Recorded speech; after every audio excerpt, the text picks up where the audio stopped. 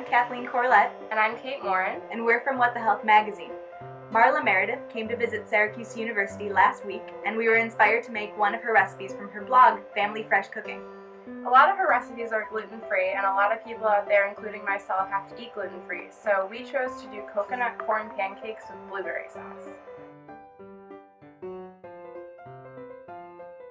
For the sauce, you're going to need lemon juice, 2 cups of blueberries, frozen or fresh, and honey so that you can sweeten it to taste.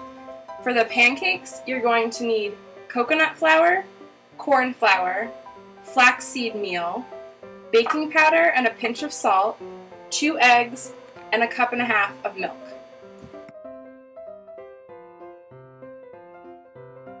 So now for the sauce, you're going to want to mix your blueberries and your lemon juice on a medium heat in a saucepan. So that way all the berries burst open. Listen to that fizz. A couple drops of lemon juice, and then let it simmer while you stir for about 5 minutes for it to become nice and thick. Now you're going to take your blueberries and you're going to add them to your blender. We'll be pureeing them so that way you have some nice blueberry chunks, but lots more sauce. Add honey to taste to sweeten the mix.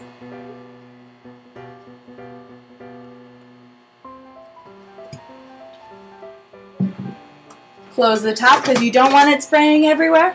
And then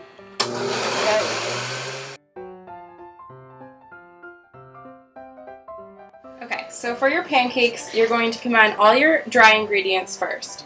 So we couldn't find flaxseed meal in our grocery store, so we just added the same amount of extra coconut flour instead, and hopefully it works out. We're going to add the coconut flour, the corn flour, the baking powder, and a little pinch of salt. And then we're just going to mix those up so that they're all combined. And then we're going to add our wet ingredients. So we're adding 2 eggs and 1.5 cups of milk. And you can use any kind of milk you want, any like whole milk, 2% milk. You can even use coconut milk or something like that if you'd rather. If you have a little bit of a sweet tooth, you can add some honey or Marla Meredith's favorite stevia drops to sweeten your batter. And also, it has a tendency to get a little bit thick because the coconut flour is so high in fiber that it just soaks up all of the liquid. So if you find yourself getting the batter getting a little bit thick, you can add extra milk as needed to thin it out.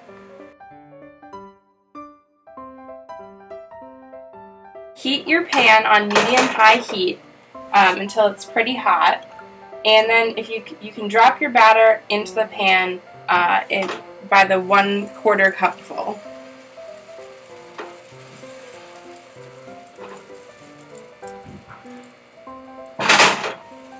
And you can do as many as the pan fits, but let them have a little bit of room so that you have room to flip them. And then you just want to cook them on each side until they're golden brown, and then flip them, and there should be bubbles around the edges when they're ready.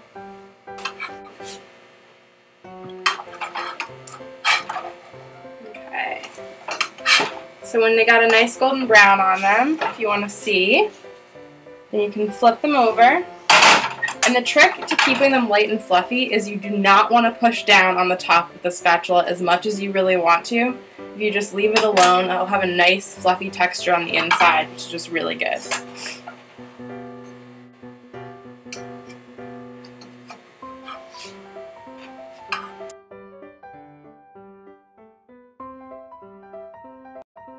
we're done and we have our pancakes ready to go.